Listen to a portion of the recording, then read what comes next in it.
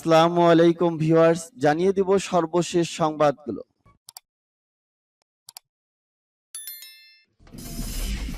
সংবাদের শুরুতেই জানিয়ে দিব সংবাদ শিরোনাম। আবার তাইওয়ানের পাশে চীনের সামরিক মহড়া। মার্কিন ড্রোনকে আকাশসীমা ব্যবহারের অনুমতি দিচ্ছে পাকিস্তান, বললেন তালেবান। আমেরিকার প্রতি বিশ্বাস আমাদের পতনের কারণ ছিল, বললেন আশরাফ গনি। এবং জানিয়ে দিব সর্বশেষ শিরোনাম। বন্যার মধ্যে এমনকি যুদ্ধের মধ্যেও সমাবেশ চলবে, বললেন ইমরান খান। এতক্ষণ শুনছিলেন সংবাদ শিরোনাম, এখন শুনবেন সংবাদের বিস্তারিত। তো বন্ধুদের কাছে রিকোয়েস্ট হলো এই ভিডিওতে একটা লাইক দিবেন, আর ভালো লাগলে অবশ্যই বন্ধুদের মাঝে শেয়ার করে দিবেন। আবার তাইওয়ানের পাশে চীনের সামরিক মহড়া। মার্কিন সিনেটরের তাইপো সফরের জেরে আবার তাইওয়ানের আশেপাশে সামরিক মহড়া চালালো চীন। তাইওয়ান প্রণালীতে আকাশ ও সমুদ্র পথে সামরিক মহড়া চালায় চীনের সামরিক বাহিনী। তবে এই মহড়াকে নিজেদের নিয়মিত সামরিক মহড়া বলে জানিয়েছে চীনের প্রতিরক্ষা মন্ত্রণালয়। চীনের কড়া হুঁশিয়ারি সত্ত্বেও আবারও তাইওয়ান সফরে গেছেন এক মার্কিন সিনেটর। তিনি যুক্তরাষ্ট্রের সামরিক বাহিনীর একটি বিমানে তাইপোতে পৌঁছান।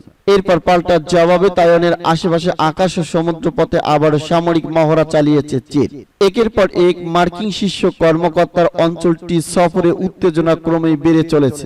মার্কিন সিনেটরের তাইওয়ান সফরের কারণেই এই মহড়া বলে তাইপো দাবি করলেও চীনা প্রতিরক্ষা মন্ত্রণালয় বলছে এটি নিয়মিত সামরিক মহড়ারই অংশ।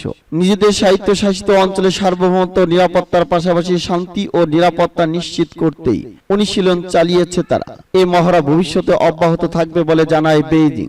মার্কিন কংগ্রেসের প্রতিনিধি পরিষদের স্পিকার ন্যান্সি পেলোসির তাইওয়ান সফরের পর থেকে চীন যুক্তরাষ্ট্র উত্তেজনার পারদ তুঙ্গে। এরপর তাইপে সফরে গেছেন একদল মার্কিন আইন প্রণেতা, জানিয়ে চরম ক্ষুব্ধ চীন, জানায় তীব্র প্রতিক্রিয়া। এর জেরে মহড়া শুরু করে তাইওয়ানের চারপাশে। তাইপে নিয়ে যুক্তরাষ্ট্রের নাক না গলানোর বিষয়ে একাধিকবার চীন করা হুঁশিয়ারি দিয়ে এলেও তা আমলে নেয়নি ওয়াশিংটন। এ অবস্থার মধ্যে চলতি মাসে তাইওয়ানে যুক্তরাষ্ট্রের 3 দফায় মার্কিন উচ্চ পর্যায়ের কর্মকর্তারা দ্বীপটিতে সফর করেন। এ প্রতিবাদে তাইপের চারপাশে নজিরবিহীন সামরিক মহড়া চালায় বেইজিং। মার্কিন ড্রোনকে আকাশসীমা ব্যবহারের অনুমতি দিচ্ছে পাকিস্তান, বললেন তালেবান।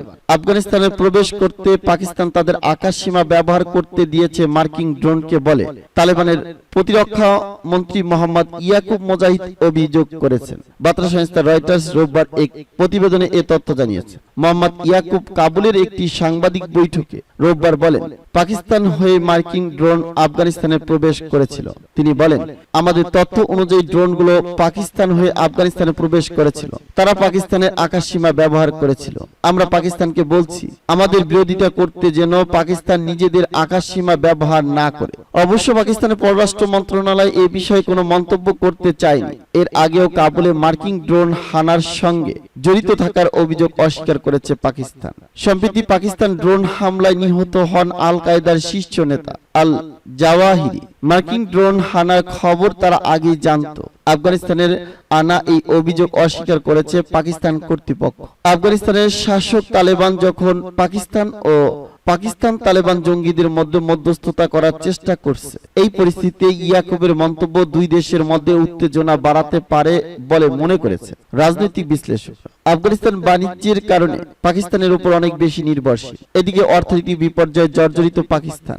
রাজনৈতিক বিশ্লেষকরা বলছেন এ কারণে যুক্তরাষ্ট্রকে সাহায্য করে সুনজরে থাকতে চাইছে পাকিস্তান। অবশ্য তালেবান দাবি করছে তারা জুলাইয়ে হওয়া মার্কিন ড্রোন অভিযানের তদন্ত করছে। আল কায়েদার নেতা মৃতদেহ খুঁজে পাওয়া যায়নি বলেও জানিয়েছে তালেবান। আমেরিকার প্রতি বিশ্বাস আমাদের পতনের কারণ ছিল, বললেন আশরাফ গনি।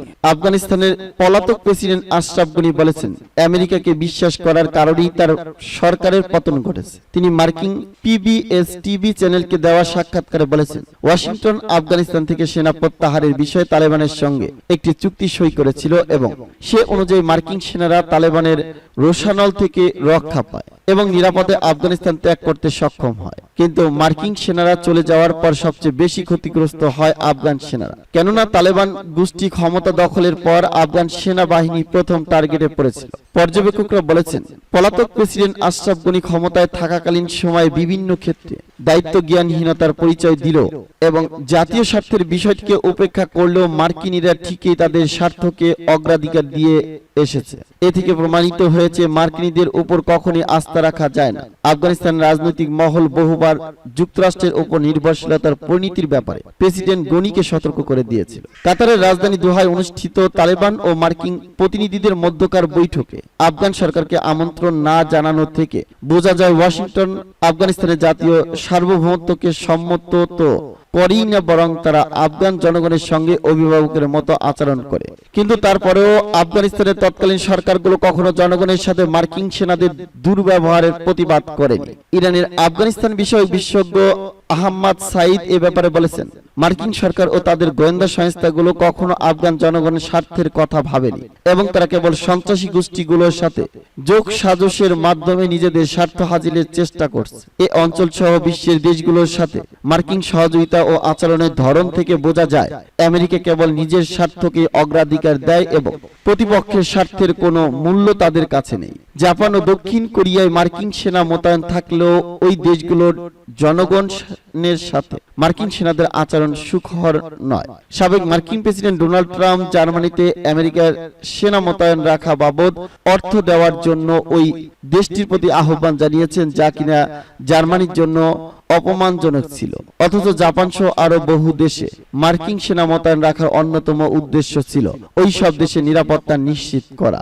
এত কিছু জানার পরেও আফগানিস্তানের সাবেক গনি সরকার মার্কিন ফাঁদে পা দিয়েছে, কারণ আমেরিকার সঙ্গে তার ভালো সম্পর্ক ছিল।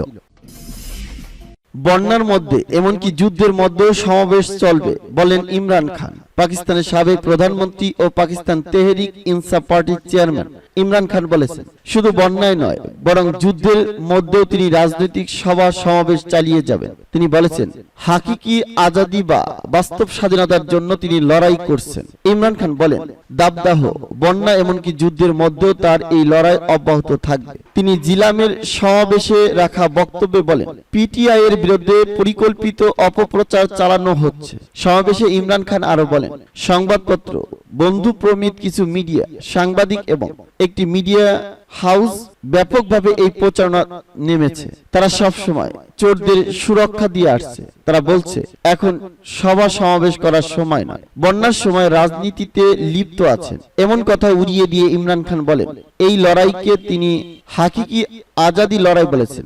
ইমরান খান তার ভাষায় বলেন, আমি ওই সব চোরদের বিরুদ্ধে যুদ্ধ করছি যারা গত 30 বছর ধরে দেশ থেকে লুটপাট করছে। আমি আইনের প্রাধান্য দেওয়ার জন্য লড়াই করছি। আমি এমন একটি দেশের জন্য লড়াই করছি যা হবে ইসলামিক কল্যাণমূলক। বিরোধী পক্ষের প্রতি ইঙ্গিত করে তিনি বলেন, আমি আমার দেশবাসীকে সাহায্য করব, কিন্তু তোমাদের ছেড়ে দেব না।